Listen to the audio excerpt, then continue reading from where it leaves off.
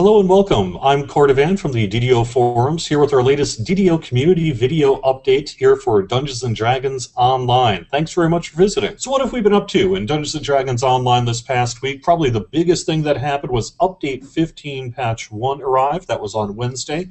We do have release notes for you. You can find that in the DDO launcher. You can also find an easy link to this stuff in the DDO compendium here. See, we always have a little release notes patch right on our screen. You can just click on that to take a look at our release notes if you are looking for them. Also, I wanted to bring this up because we got an interesting comment on Twitter about wolves and dogs no longer are dropping their collectibles, and that upset one of our DDO Unlimited followers on twitter.com/DDO Unlimited, who said, "I wish to formally complain in regards to you taking away the wolves and dogs prayer beads. They were only expressing their faith." Unfortunately, that's not true. They were actually expressing their opinions that monks taste really, really good. And for the monks out there, we thought we'd make it a little bit easier on them as well. So Update 15 Patch 1 hit. Take a look at the release notes. Join us in-game. Have some fun there. I also wanted to call attention to a really cool player-created thread that joined the Hall of Fame this week. That would be the DDO Album Covers.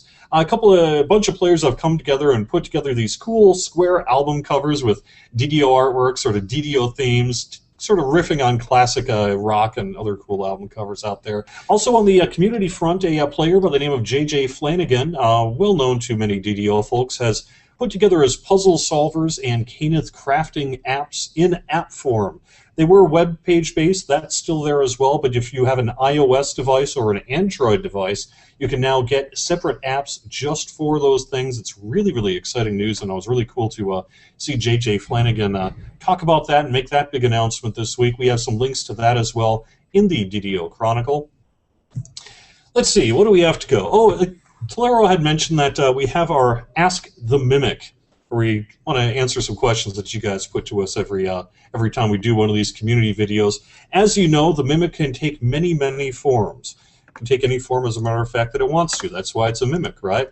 Well, this week, the Mimic comes to us in stapler form. Okay. So what is our question here from the community here for Ask the Mimic? Silent Cold Night on Twitter asks, is there any chance of making greater teleport work in public areas? It's something we'd like to see have the ability to do. Unfortunately, there's a bit of a technical issue right now that's just going to take a little bit more work before we can make that happen.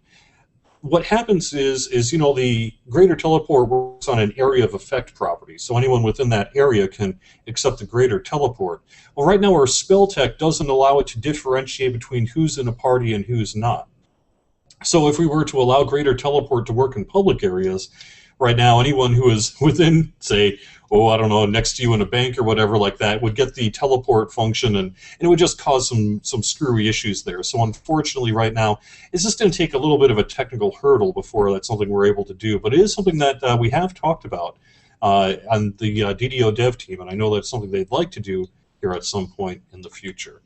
If you want to ask a question for the Mimic, put hashtag AskTheMimic on Twitter or Facebook. You can comment in the section below. You can comment on the forums. Pretty much, if you put #AskTheMimic, we'll find it for you. That's going to do it with our community update this week for September 14th, 2012. I hope you enjoyed this on Google+, our Google+ Hangout. You can also find us, remember, on YouTube. That's youtube.com/Dungeons & Dragons. You can also read the dev tracker on the DDO forums. It's a great way to keep in touch with all the development news going on here for Dungeons & Dragons Online. So until next time, this is Cordovan saying, have a great DDO weekend.